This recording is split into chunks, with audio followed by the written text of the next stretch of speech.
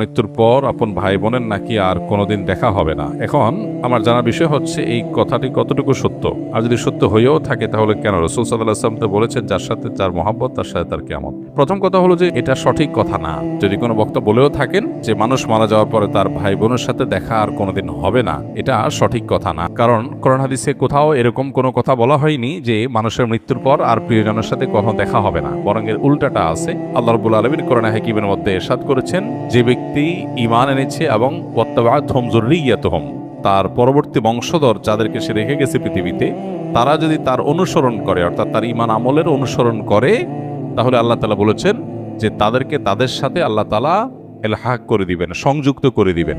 অতএব এই আয়াত বরং পরিষ্কার বলছে যে কোনো মানুষের মৃত্যুর পর তার আত্মীয় স্বজন বা যাদেরকে তিনি রেখে মৃত্যুবরণ করলেন, সে মানুষগুলো প্রিয়জনরা যদি তার আদর্শ অনুসরণ করে, অর্থাৎ ঈমান আমলের চর্চার মধ্যে থাকে, তাহলে তাদের সাথে কিয়ামতে বা আখিরাতে আল্লাহ রাব্বুল আলামিন তাদের সাথে সাক্ষাৎ এবং একসাথে থাকার সুযোগ আল্লাহ তাআলা দান করবেন। এটা এখান থেকে পরিষ্কারভাবে বোঝা যায়। আর এর পাশাপাশি নবী সাল্লাল্লাহু আলাইহি ওয়াসাল্লাম আরেকটা হাদিস আছে, আলমারউ মা'a মান আহাব, অর্থাৎ মানুষ যাকে ভালোবাসে তার সঙ্গে সে থাকবে। সেটার একটা অর্থ হতে পারে যে একজন মানুষ যখন জাহান্নামী কোনো মানুষকে ভালোবাসবে, আপনি কার ফ্যান, কার ফলোয়ার, কাকে ভালোবাসেন, কাকে অনুসরণ করেন, এটার উপর নির্ভর করে আপনার গন্তব্য।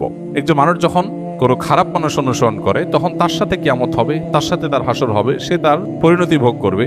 আর কেউ যখন কোনো জান্নাতি মানুষকে ভালোবাসে, জান্নাতি মানুষকে অনুসরণ করে, তখন সে তার সাথে জান্নাতে থাকার সুযোগ লাভ করবে। এখান থেকে পরিষ্কারভাবে বোঝা যায় যে কোনো বক্তা যদি এরকম কথা বলেও থাকেন তাহলে এটা সঠিক না। তবে হ্যাঁ, কিয়ামতের পর একজন মানুষ তার প্রিয়জনের সাথে তার সাক্ষাতের সুযোগ হবে না বা গন্তব্য পৃথক হবে, যখন একজন জান্নাতি হবে আরেকজন জাহান্নামী হবে। এখন প্রশ্ন হলো যে আমার ভাই, আমার মা, আমার বাবা, আমার সন্তান কেউ যদি বেঈমান হয় আর সে যদি জাহান্নামী হয়, আর আমি যদি জান্নাতি হই, তো জান্নাতে তো আমার সুখ হবে না, আমার তো মনে কষ্ট থাকবে যে আমার প্রিয়জন জাহান্নামে। তো জান্নাতে তো কারোর কোনো কষ্ট থাকার কথা না।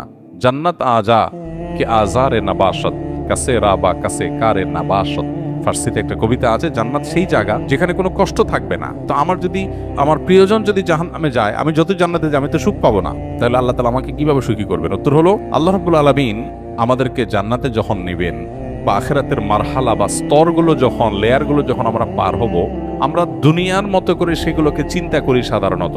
এখানে যেরকম আমরা একে অন্যকে ফিল করি, মিস করি, আল্লাহ তাআলা সেখানকার পরিবেশ, পরিস্থিতি, আমাদের মানসিক অবস্থা সব কিছুকে আখিরাতের জন্য অনুকূল করে দিবেন। আপনার প্রোফাইল থেকে যদি আল্লাহ তাআলা তাদেরকে ডিলিট করে দেন, আপনার মেমোরি থেকে আল্লাহ তাআলা তাদের দূর করে দেন, যে আপনার আত্মীয়স্বজনের মধ্যে যারা জাহান্নামে গেছে, তাহলে আপনি কি তাদের কষ্ট অনুভব করবেন? আপনার অন্য সবকিছু ঠিক আছে, শুধু ওইটুকু আল্লাহর মেমোরি থেকে আপনার ডিলিট করে দিয়েছেন, তাহলে আপনি কিভাবে কষ্ট পাবেন? আজকাল অনেক কিছু বোঝা আমাদের জন্য সহজ হয়ে গেছে। দেখুন, যখন তথ্য প্রযুক্তি, জ্ঞান বিজ্ঞানের এই প্রসার ঘটে নাই, তখন কোরআন এবং হাদিসের এই আয়াতগুলো, এই নির্দেশগুলো, এগুলো বোঝাটা অনেক কঠিন ছিল। কিন্তু সাহাবা ইকরাম অকপটে বিশ্বাস করেছেন, তাদের বিবেক বুদ্ধিতে ধরুক বা না ধরুক। আজকে আমরা দেখতে পাচ্ছি দারুণ লজিক সেখানে আছে, যথেষ্ট যৌক্তিক গ্রাউন্ড আছে।